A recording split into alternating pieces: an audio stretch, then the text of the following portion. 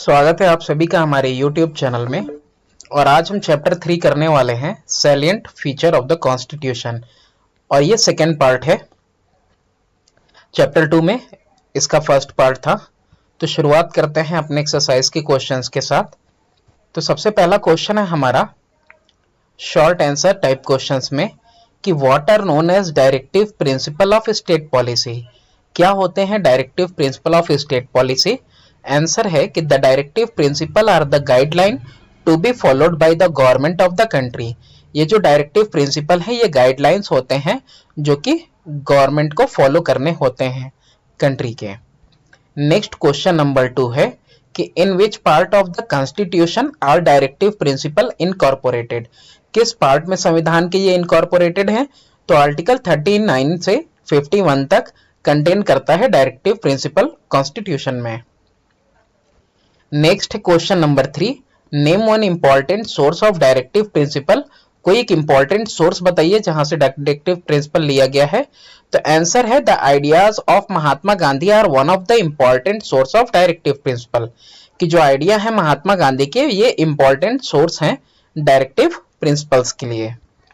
Next question number 4 है कि when the directive principles are not been enforceable by law courts. कब जो है डायरेक्टिव प्रिंसिपल इन्फोर्सेबल नहीं होते लॉ कोर्ट जो है वाई हैव अच्छा ये कहना चाहता है कि जब डायरेक्टिव प्रिंसिपल इन्फोर्सेबल नहीं है लॉ कोर्ट के द्वारा, why have they been incorporated in the constitution. तो फिर संविधान के अंदर क्यों मेंशन्ड है?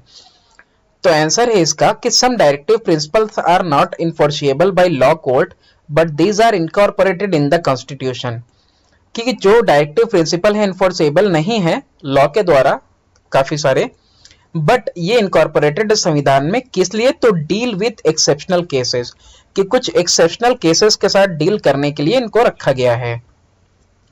क्वेश्चन नंबर 5 है आपके पास, what happens in case of any conflict between the directive principle and fundamental right, give reason to support your answer. तो आंसर है इसका कि in case of any conflict between the directive principle and fundamental right, कि अगर कोई case आता है कि जिसमें कॉन्फ्लिक्ट हो जाता है डीपीएसपी डायरेक्टिव प्रिंसिपल में और फंडामेंटल राइट में, तो फॉर्मर शैल प्रिवेल, यानी डायरेक्टिव प्रिंसिपल प्रिवेल करेगा। दिस इज बिकॉज जो welfare of the people as a whole is of paramount importance. Paramount मतलब प्रथम, ये सबसे पहला जो है कि उद्देश्य होना चाहिए कि welfare of the people as a whole वो सबसे पहले इंपॉर्टेंट होना चाहिए over that of an individual. किसी इंडिविजुअल के राइट से भी पहले आती है ये चीज कि हर किसी का उद्धार।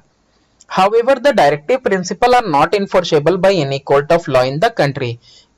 और इसके बावजूद जो डायरेक्टिव प्रिंसिपल है इन्फोर्सेबल नहीं है कोर्ट में। This in effect means that the citizen cannot move to the court of the law if the government fail to implement this directive. इसका मतलब यह है कि कोई भी व्यक्ति गवर्नमेंट अगर फेल करती है इसको इंप्लीमेंट करने में तो वो कोर्ट नहीं जा सकता है। But on moral ground, both the government and court have to take cognizance of this directive. तो इन सारे डायरेक्टिव्स को संज्ञान में लेना ये जिम्मेदारी है गवर्नमेंट की और कोर्ट की। क्वेश्चन नंबर 6 है आपके पास, name any one measure taken by the government toward implementation of the directive principle of state policy. कोई एक मेजर बताइए कि जिससे कि सरकार ने जो है इंप्लीमेंट किया हो डीपीएसपी को। तो यहाँ पे देखो 2 पॉइंट्स हैं आंसर में। पहला है to provide free and compulsory education to children up to age of 14 in all government and government aided school, कि बच्चों को शिक्षा देनी चाहिए जो कि 14 साल तक के उम्र तक गवर्नमेंट स्कूल में या फिर गवर्नमेंट एडेड स्कूल्स में। 5 ईयर प्लान वगैरह के ऊपर फोकस करना on the progress of weaker to focus on the progress of weaker section of the society. 5 वर्षीय योजना वगैरह जो आई ताकि weaker section of the society उसको बेनिफिट मिल सके। नेक्स्ट है अब स्ट्रक्चर्ड क्वेश्चन। तो स्ट्रक्चर्ड क्वेश्चन में सबसे पहला है कि there are differences of opinion regarding the significance of both directive principles and the fundamental rights. तो अब यहाँ पे कह रहा है कि डिफरेंसेस हैं दोनों के ओपिनियन पे, इनके इंपॉर्टेंस के ओपिनियन पे डिफरेंस है डायरेक्टिव प्रिंसिपल और फंडामेंटल राइट पे। तो इसके हिसाब से आपको जो है आंसर देना है। 3 क्वेश्चंस यहाँ पे 3 पार्ट दिए हुए हैं। पहला है कि state any differences, any 3 differences between the fundamental right and directive principle of state policy. 3 difference बताने हैं फंडामेंटल राइट और डीपीएसपी के बीच में। How do the directive principle complement fundamental right, किस तरह से डायरेक्टिव प्रिंसिपल जो है कॉम्प्लीमेंट है फंडामेंटल राइट्स के साथ। अब what is the importance of directive principle, इनका इंपॉर्टेंस क्या है।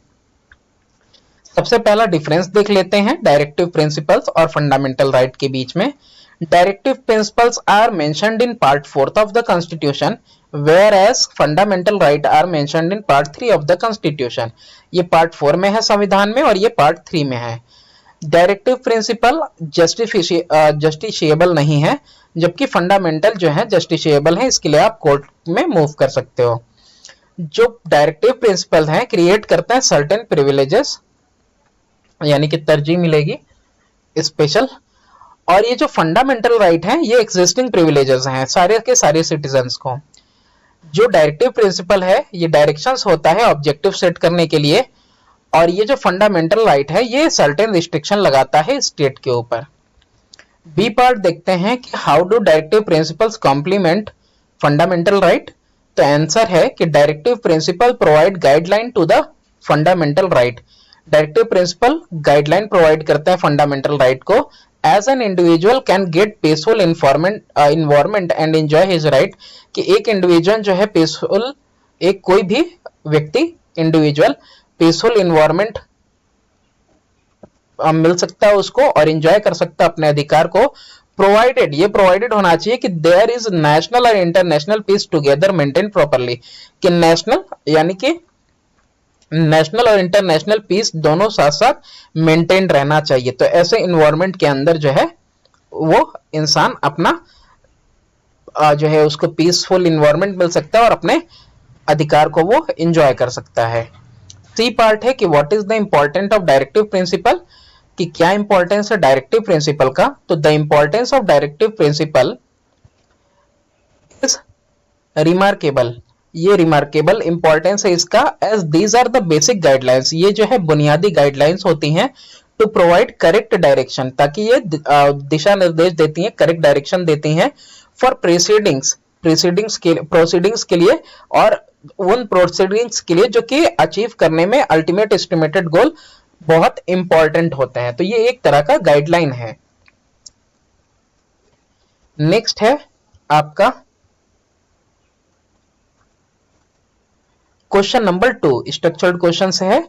With the reference to the concept of a welfare state answer the following question. ये जो कॉन्सेप्ट है वेलफेयर स्टेट का, इसके बिहाफ पे आपको आंसर देना है रेफरेंस पे। पहला क्वेश्चन है कि what is meant by welfare state, कि वेलफेयर स्टेट क्या होता है।